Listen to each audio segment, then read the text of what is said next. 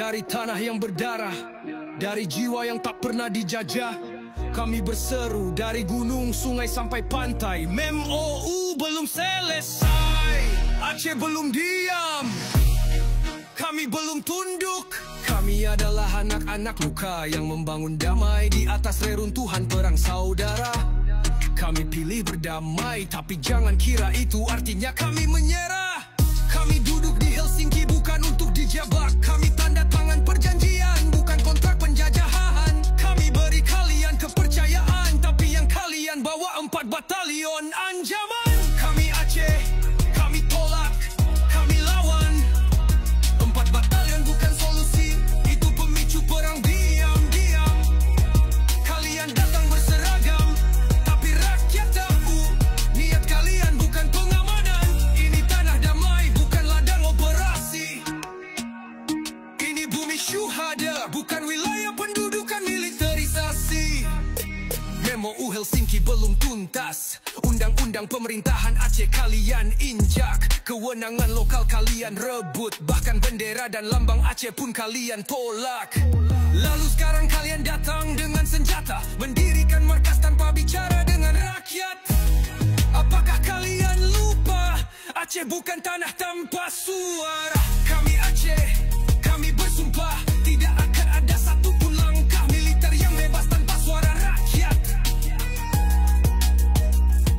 Kalian datang tak diundang, kalian membangun di atas luka yang belum kalian sembuhkan. Jangan salahkan kami jika kelak kami bangkit, bukan dengan peluru tapi dengan gelombang perlawanan rakyat. Jangan kirim batalion, kirim keadilan yang kalian janjikan. Jangan bangun barak, bangun kepercayaan yang sudah kalian hancurkan. Kalian bilang untuk keamanan, kami jawab keamanan siapa, rakyat atau kekuasaan? Kalau Aceh kembali gaduh, bukan karena kami mulai, tapi karena kalian ingkar pada janji. Kami sudah terlalu lama diam, sudah terlalu banyak kompromi kami berikan. Tapi kalau MOU kalian perlakukan seperti kertas bekas, maka jangan kaget kalau kami kembali bicara dengan bahasa keras. Bukan dengan senjata, tapi dengan persatuan seluruh rakyat Aceh Raya.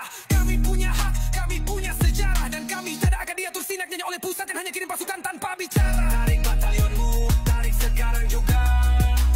Sebelum sabar kami meledak jadi gelombang amarah bangsa.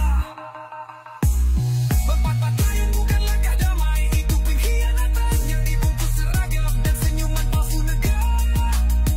Kami tidak tunduk. Kami adalah Aceh, tanah yang selalu melawan saat haknya dilanggar. MOU belum selesai, Aceh belum selesai, damai belum selesai. Dan jika kalian terus memaksa, maka rakyat Aceh yang akan menyelesaikannya.